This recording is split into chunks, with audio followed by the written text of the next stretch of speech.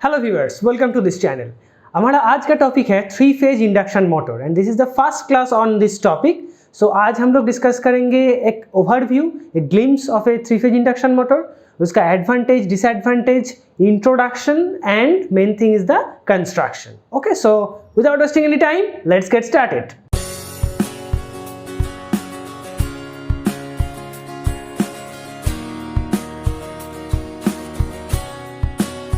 तो यहाँ पे हम लोग कुछ पॉइंट लिख लिए हैं। ओके, इस पॉइंट के हम लोग बाद में आते हैं। पहले हम लोग ये जान लेते हैं कि three phase induction motor actually क्या है। ओके, और इन तीन वर्ड्स का मीनिंग क्या है। Okay, so three phase induction motor is a motor obviously, that means यहाँ पे हम लोग इलेक्ट्रिकल इनपुट देते हैं और हम लोग को मैकेनिकल आउटपुट मिलता है और ये काम करता है इंडक्शन प्रोसेस से। और इसका जो सप्लाई है, that is the supply is three phase. So ये एक स्टार्टर होता है। इसमें स्टार्टर मीन्स मान लो एक आयरन का एक बहुत सारा सिलिंड्रिकल शेप एक स्टार्टर रहता है, उसके बीच में एक रोटर प्लेस्ड रहता है। ओके, और रोटर से शाफ्ट कनेक्टेड रहता है और शाफ्ट, अगर ये रोटर घूमेगा तो शाफ्ट भी घूमेगा, तो वो से हम लोग को मैकेनिकल आउटपुट मिलेगा। क्लियर? तो यहाँ पे ये जो स्टार्टर है, इस स्टार्टर पे हम लोग थ्री फेज सप्लाई अप्लाई करते हैं। थ्री फेज सप्लाई की वजह से इस स्टार्टर में एक रोटेटिंग फ्लक्स जनरेट होता है। उस रोटेटिंग फ्लक्स की वजह से यहाँ पे एक रोटेटिंग टॉर्क जनरेट होता है। ये फ्लक्स कैसे जनरेट होता है, टॉर्क कैसे जनरेट होता है, ये हम लोग जब डिटेल्स में डिस्कस करेंगे तब हम लोग जानेंगे। पहले ये एक जनरल आइडिया ले लो कि यहाँ पे हम लोग थ्री फेज सप्लाई देते हैं। थ्री फेज सप्लाई की वजह से यहाँ पे थ्री फेज फ्लक्स जनरेट होता है। वो फ्लक्स एक रोटेटिंग टॉर्क पैदा करता है। उस टॉर्क की वजह से ये रोटर घूमता है और उसके साथ साथ जो शाफ्ट लगा हुआ है वो भी घूमता है। ठीक है, सो थ्री फेज क्यों है? क्योंकि थ्री फेज सप्लाई देते हैं। और इंडक्शन क्यों है? क्योंकि ये जो स्टार्टर और रोटर है, इसके बीच में कोई इलेक्ट्रिकल कनेक्शन नहीं है। हम लोग जब डीसी मोटर पढ़े थे तो क्या आर्मेचर के साथ डायरेक्ट इलेक्ट्रिकल कनेक्शन था, है कि नहीं? पर यहाँ पे कोई डायरेक्ट इलेक्ट्रिकल कनेक्शन नहीं है। ओके, तो ये कैसे टॉर्क जनरेट हो रहा है? ये इंडक्शन प्रोसेस से टॉर्क जनरेट हो रहा है। क्लियर? दैट मीन्स यहाँ पे हम लोग सप्लाई दे रहे हैं, सप्लाई की वजह से यहाँ पे कुछ फ्लक्स जनरेट हो रहा है, वो फ्लक्स इस रोटर को कट कर रहा है, इसकी वजह से वहाँ पे टॉर्क या करंट जनरेट हो रहा है। That's why it is induction process. So ये इंडक्शन मोटर। और मोटर क्यों है तुम लोगों को पता ही है, क्योंकि इलेक्ट्रिकल इनपुट है और मैकेनिकल आउटपुट है, that's why it is motor. So three phase induction motor. Clear? So this three phase induction motor is most widely used electrical motor in industry. ये हर एक इंडस्ट्री में बहुत वाइडली यूज होता है। हर एक जगह में हम लोग देख सकते हैं कि three phase induction motor use होता है। Okay, next is runs at essentially constant speeds from no load to full load. That means ये लोड है या लोड नहीं है वो उसमें फर्क नहीं पड़ता है, ये ऑलमोस्ट सेम स्पीड में रन करता है।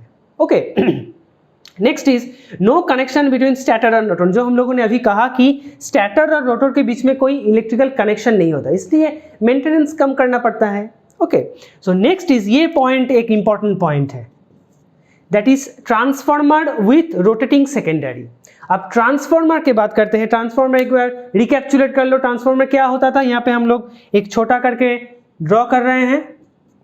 इसमें हम लोग this one is primary winding and this one is secondary winding. Primary winding में हम लोग क्या देते थे?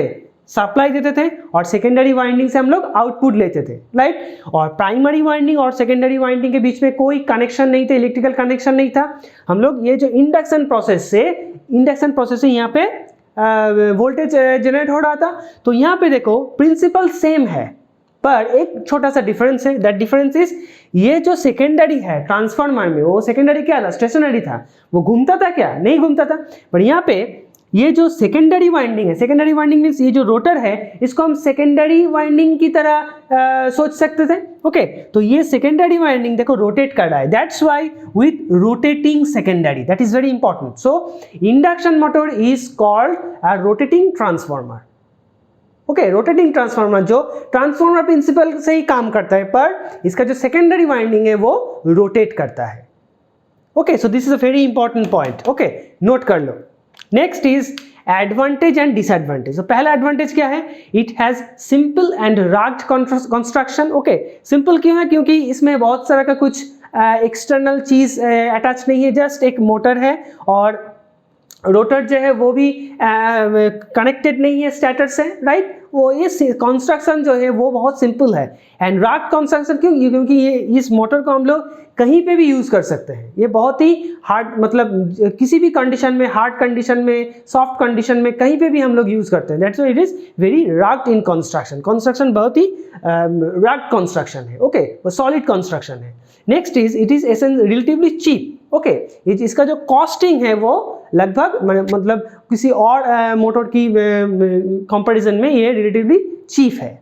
Next is requires little maintenance, बहुत कम मेंटेनेंस की ज़रूरत होता है, क्योंकि इसका जो रोटर और स्टेटर का जो बीच का कोई इलेक्ट्रिकल कनेक्शन नहीं है। वो जब हम लोग सप्लाई देते हैं तो यहाँ पे इंडक्शन प्रोसेस से सब कुछ घूमता है, तो इसके लिए इसका जो मेंटेनेंस है वो बहुत ही कम मेंटेनेंस होता है, क्योंकि इसमें कोई अलग से फिजिकल फ्रिक्शन नहीं पैदा हो रहा है, ओके। जहाँ पे हम लोगों को ग्रीस देना पड़ेगा, लुब्रिकेटिंग्स देना पड़ेगा, ऐसा कुछ नहीं है।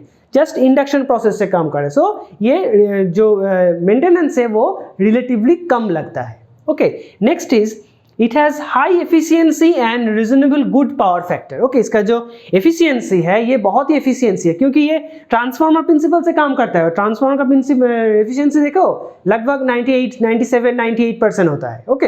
क्योंकि यहाँ पे थोड़ा सा घूमने की वजह से विंडेज लॉस है, तो इसके लिए इससे कम है, पर रिलेटिव इसका जो एफिशिएंसी है वो that is high efficient, clear. And reasonable good power factor, जो पावर फैक्टर है वो भी रीजनेबली अच्छा पावर फैक्टर है, ओके।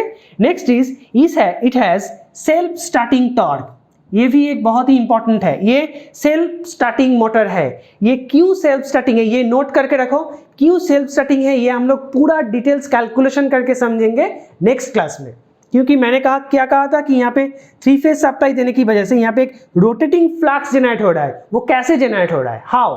रोटेटिंग फ्लक्स की वजह से यहाँ पे एक रोटेटिंग टॉर्क जनरेट हो रहा है। सो ये सब हम लोग कैलकुलेशन करके डिटेल में पढ़ेंगे नेक्स्ट क्लास में, ओके। फिलहाल के लिए ये जान लो कि it has self starting torque, that means इसको स्टार्ट करने के लिए कोई एक्सटर्नल मशीन की, एक्सटर्नल इक्विपमेंट्स की जरूरत नहीं है। It has self starting, clear.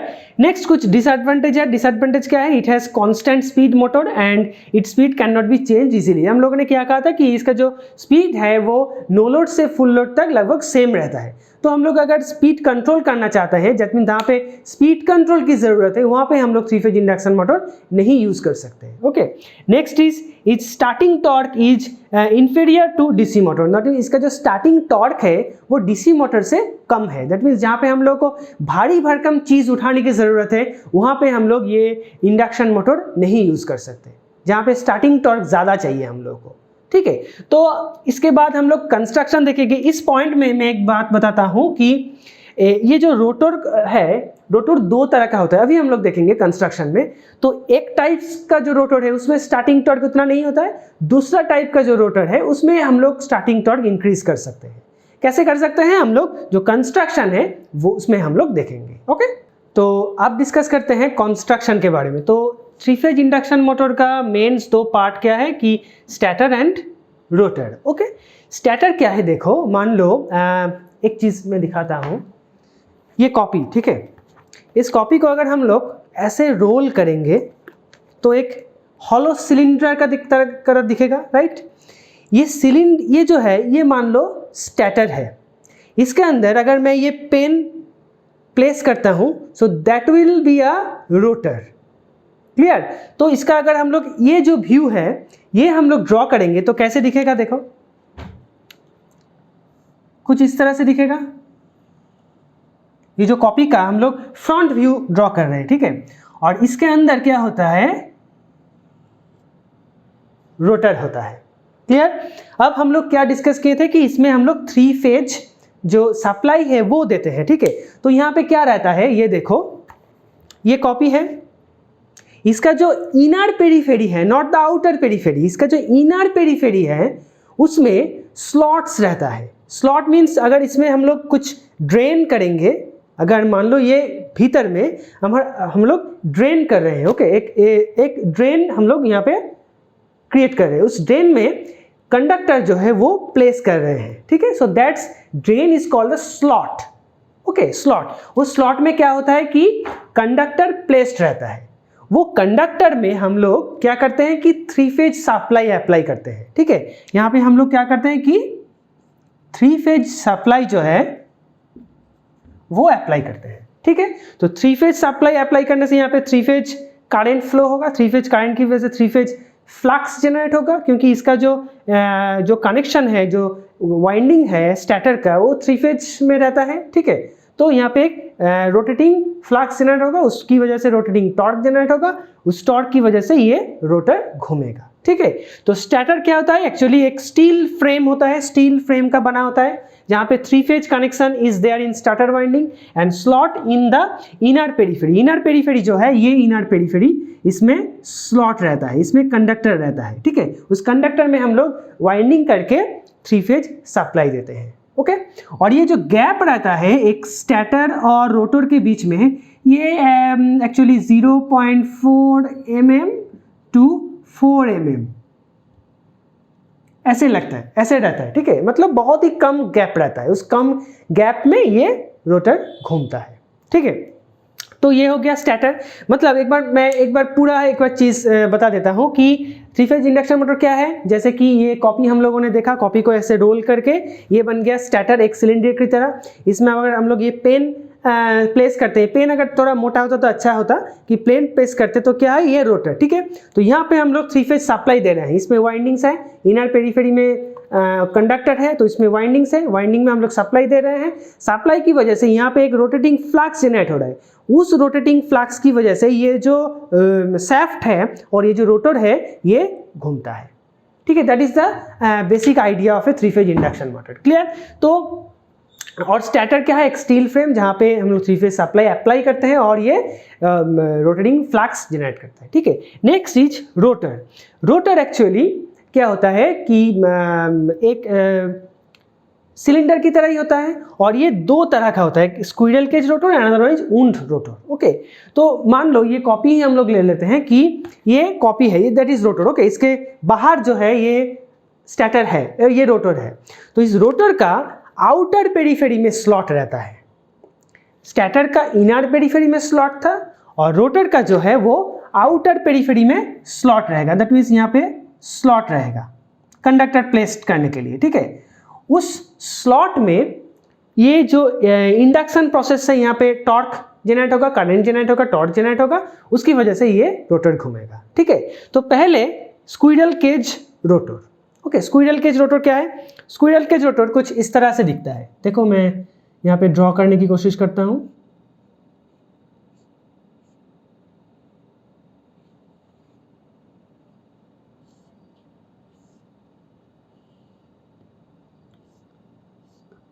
कुछ इस तरह होता है, ठीक है।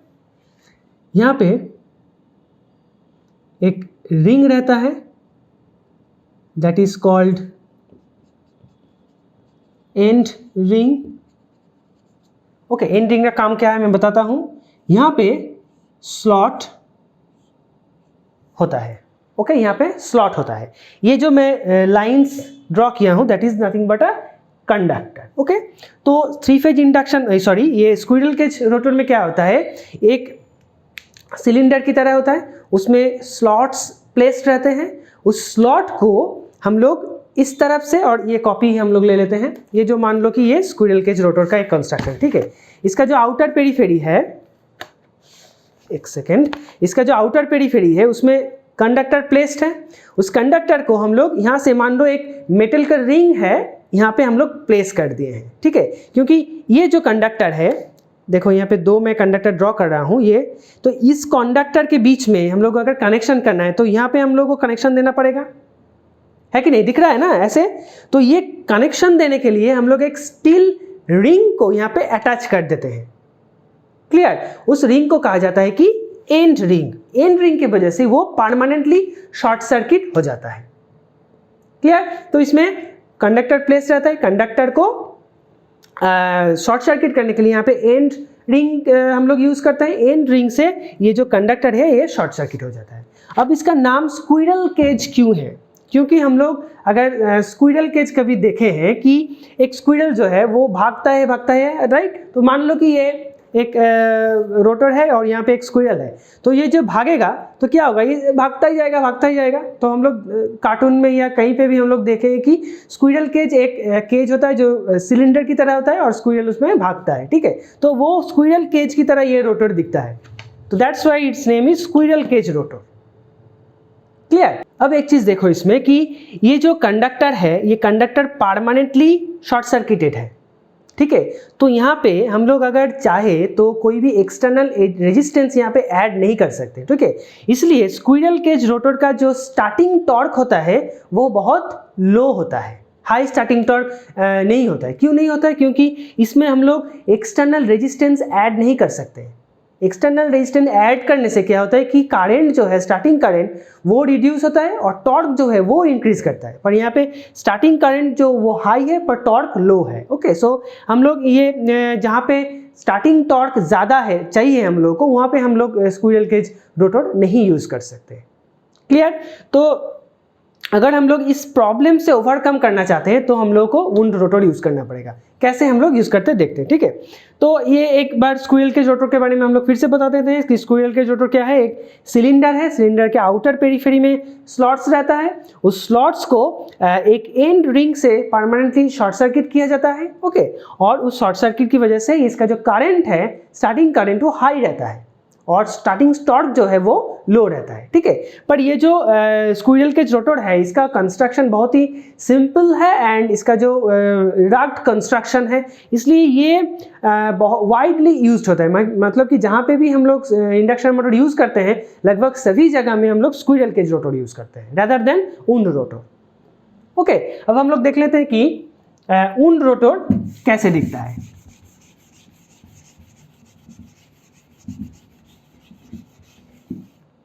तो वुंड रोटर का एक खासियत एक ये है कि यहाँ पे हम लोग वुंड रोटर में हम लोग एक्सटर्नल रेजिस्टेंस ऐड कर सकते हैं, ओके।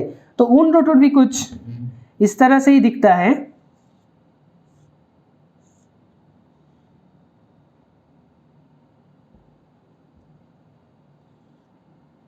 पर यहाँ पे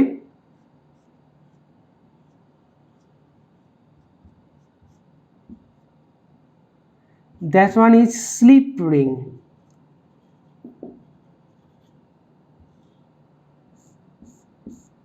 यहाँ पे स्लॉट्स है। इस स्लॉट्स को हम लोग एंड रिंग से यहाँ पे शॉर्ट सर्किट कर रहे थे, पर यहाँ पे हम लोग स्लिप रिंग में यूज करेंगे उसे। स्लिप रिंग में ये जो कंडक्टर है सेम रहता है, इसका जो कंस्ट्रक्शन है लगभग सेम ही है, पर डिफरेंस क्या है वो बताता हूँ मैं कि यहाँ पे जो कंडक्टर्स है उसका एक पॉइंट खुला हुआ है, that open point is connected to the slip ring. उस स्लिप रिंग से हम लोग एक एक्सटर्नल रेजिस्टेंस ऐड करते हैं। क्यों ऐड करते हैं? क्योंकि हम लोगों को इनिशियली स्टार्टिंग में करंट लो चाहिए और टॉर्क ज़्यादा चाहिए, तो टॉर्क को बढ़ाने के लिए और करंट को कम करने के लिए हम लोग स्लिप रिंग के साथ एक्सटर्नल रेजिस्टेंस ऐड करते हैं। वो कैसे ऐड करते हैं देखो कि जब ऐसे होता है, मान लो ये रोटर है, ओके, वुंड रोटर है, ओके। ये रोटर जाएगा एक स्लिप रिंग में,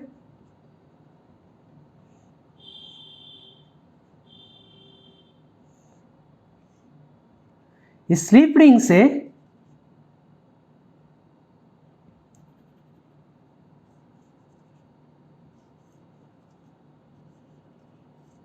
ये जो एक्सटर्नल रेजिस्टेंस है that one is slip ring, okay.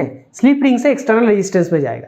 तो हम लोग जब स्टार्टिंग करेंगे तो ये रेजिस्टेंस को अटैच करके स्टार्ट करेंगे, तो रेजिस्टेंस अटैच करने से क्या होगा, इसका जो स्टार्टिंग टॉर्क है वो ज़्यादा होगा, इसके कंपैरिजन में ज़्यादा होगा। और जब ये मोटर अपना जो स्पीड है वो अटेन कर जाता है तब क्या होता है कि हम लोग ये स्लिप रिंग जो है ये शॉर्ट सर्किट कर देते हैं, मतलब तब ये स्क्विरल केज मोटर की तरह ही, स्क्विरल के रोटर की तरह ही बिहेव करेगा। So that is the basic difference between squirrel cage rotor and wound rotor.